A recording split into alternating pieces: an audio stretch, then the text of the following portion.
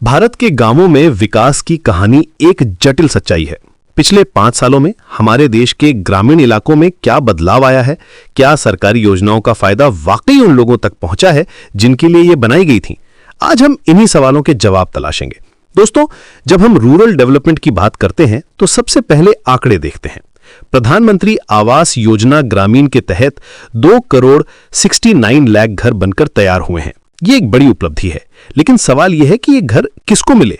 क्या वाकई जरूरतमंद परिवारों तक पहुंचे या फिर कहीं ना कहीं गड़बड़ी हुई?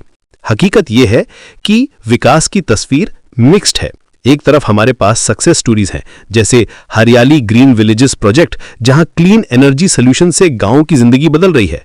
एलईडी बल्ब्स, सोलर पंप्स और एनर्जी एफिशिएंट फैन से लोगों की इलेक्ट्रिसिटी की समस्या कम हो रही है।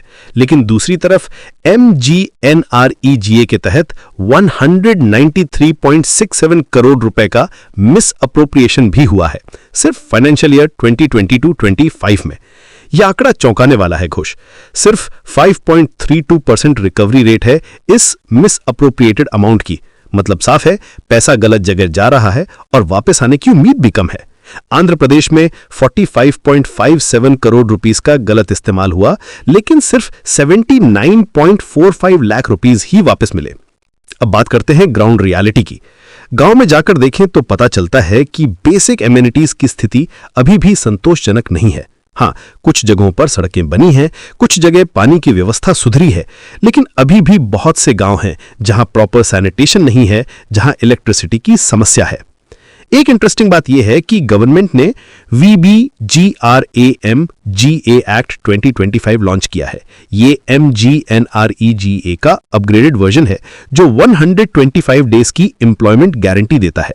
लेकिन सवाल यह है कि जब पुराने सिस्टम में इतनी करप्शन है तो नए सिस्टम में क्या बदलाव होगा?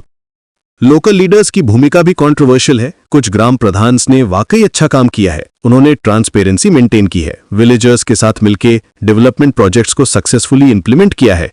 लेकिन कई केसेस में देखा गया है कि प्रधान ने अपने फैमिली मेंबर्स को वेंडर्स बनाया, फेक बिल्स बनाए और गवर्नमेंट फंड्स का गलत इस्तेमाल किया। हिमाचल प्रदेश के दंड पंचायत की प्रधान कांतो का केस देखिए। उन्होंने अपने हस्बैंड और फादर इन लॉ को MGNREGA वर्क्स में वेंडर्स बनाया और 2,12,000 रुपीस का गलत पेमेंट कराया। जब इंक्वायरी हुई तो पता चला कि एक्चुअल वर्क कॉस्ट 2,83,416 रुपीस था, लेकिन 4,31,574 रुपीस का बिल बनाया गया था। यहां एक बैलेंस्ड पर्सपेक्टिव रखना जरूरी है। हर ग्राम प्रधान करप्ट नहीं है, हर गवर्नमेंट स्कीम फेल नहीं हुई है। कई सक्सेस स्टोरीज भी हैं। रूरल कनेक्टिविटी में इंप्रूवमेंट हुई है। PMGSY के तहत रोड्स बनी है, जिससे रिमोट विलेजेस को स्कूल्स और हॉस्पिटल से कनेक्टिविटी मिली है।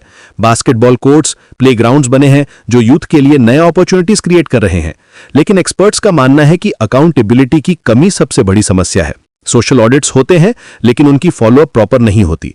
1,49,000 मिस अप्रोप्रिएशन केसेस में से सिर्फ 15,854 केसेस रिजॉल्व हुए हैं। यह सिर्फ 10.58% है। विलेजर्स की आवाज भी सुनना जरूरी है। कई गांव में लोग कहते हैं कि स्कीम्स के बारे में उन्हें प्रॉपर इंफॉर्मेशन नहीं मिलती, बेनिफिशियरी सिलेक्शन प्रोसेस ट्रांसपेरेंट नहीं है। कई बार एलिजिबल फैमिलीज को बेनिफिट्स नहीं मिलते और इनएलिजिबल लोग फायदा उठा लेते हैं। टेक्नोलॉजी का रोल भी महत्वपूर्ण है। डिजिटल इंडिया इनिशिएटिव के तहत रूरल एरियाज में डिजिटाइजेशन बढ़ रहा है। डायरेक्ट बेनिफिट ट्रांसफर से करप्शन कम करने की कोशिश हो रही है, लेकिन अभी भी डिजिटल लिटरेसी की कमी है, इंटरनेट कनेक्टिविटी की समस्या है। वाटर सप्लाई और सैनिटेशन के मामले में भी मिक्स्ड रिजल्ट्स हैं। जल जीवन मिशन के तहत कई हाउसहोल्ड्स को टैप वाटर कनेक्शन मिला है। स्वच्छ भारत मिशन से टॉयलेट्स बने हैं, लेकिन मेंटेनेंस की समस्या है। कई जगह इंफ्रास्ट्रक्चर बन जाता है, लेकिन प्रॉपर फंक्शनिंग नहीं होती। हेल्थ केयर फैसिलिटीज में भी इंप्रूवमेंट हुई है। प्राइमरी हेल्थ केयर सेंटर्स बने हैं, आशा वर्कर्स की ट्रेनिंग हुई है, लेकिन डॉक्टर शॉर्टेज अभी भी एक बड़ी समस्या है। इक्विपमेंट की कमी है, मेडिसिन की सप्लाई इरेगुलर है। एजुकेशन सेक्टर में भी कुछ पॉजिटिव चेंजेस हैं। Mid day meal scheme continue है, स्कूल इंफ्रास्ट्रक्चर इंप्रूव हुई है, लेकिन teacher shortage, quality of education और ड्रॉप आउट रेट्स अभी भी कंसर्न के विषय हैं। अब बात करते हैं सॉल्यूशंस की। पहली जरूरत है ट्रांसपेरेंसी बढ़ाने की। हर ग्राम पंचायत में सोशल ऑडिट को मैंडेटरी बनाना होगा। सिटीजन्स को राइट टू इंफॉर्मेशन के बारे में अवेयर करना होगा। टेक्नोलॉजी का बेटर यूज करके रियल टाइम मॉनिटरिंग सिस्टम बनाना होगा। दूसरी जरूरत है कैपेसिटी बिल्डिंग की। ग्राम प्रधान को प्रॉपर ट्रेनिंग देनी होगी। फाइनेंशियल मैनेजमेंट, प्रोजेक्ट इंप्लीमेंटेशन और गवर्नेंस के बारे में उन्हें एजुकेट करना होगा। विलेजर्स को भी अपने राइट्स के बारे में जानकारी देनी होगी। तीसरी बात है अकाउंटेबिलिटी मैकेनिज्म को स्ट्रेंथन करना। करप्शन केसेस की फास्ट ट्रैक इन्वेस्टिगेशन होनी चाहिए। रिकवरी प्रोसेस को इंप्रूव करना होगा। पनिशमेंट सिस्टम को स्ट्रिक्ट बनाना होगा ताकि लोग गलत काम करने से डरें। चौथी जरूरत है पार्टिसिपेटरी गवर्नेंस की। ग्राम सभास को एक्टिव बनाना होगा। विमेन पार्टिसिपेशन बढ़ानी होगी। यूथ को डेवलपमेंट प्रोसेस में इन्वॉल्व करना होगा। कम्युनिटी ओनरशिप की फीलिंग डेवलप करनी होगी। पांचवी बात है मॉनिटरिंग और इवैल्यूएशन सिस्टम को इंप्रूव करना। Regular field visits, surprise inspections और थर्ड पार्टी ऑडिट्स करने होंगे। परफॉर्मेंस बेस्ड फंडिंग सिस्टम लानी होगी। गुड परफॉर्मर्स को रिवॉर्ड करना होगा और पुअर परफॉर्मर्स को पेनलाइज करना होगा। दोस्तों, रूरल डेवलपमेंट एक लॉन्ग टर्म प्रोसेस है। ओवरनाइट चेंजेस एक्सपेक्ट नहीं कर सकते, लेकिन सिस्टमैटिक अप्रोच से, प्रॉपर प्लानिंग से और ऑनेस्ट इंप्लीमेंटेशन से हम डेफिनेटली बेटर रिजल्ट्स अचीव कर सकते हैं।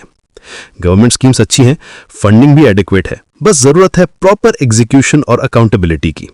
आखिर में ये कहना चाहूंगा कि रूरल डेवलपमेंट सिर्फ गवर्नमेंट की जिम्मेदारी नहीं है, ये एक कलेक्टिव एफर्ट है जिसमें local leaders, villagers, civil society और एक्सपर्ट्स सभी की भागीदारी जरूरी है। ट्रांसपेरेंसी, अकाउंटेबिलिटी और पार्टिसिपेशन के साथ हम एक डेवलप्ड रूरल इंडिया का सपना पूरा कर सकते हैं, क्योंकि जब तक गांव नहीं बदलेंगे तब तक देश नहीं बदलेगा।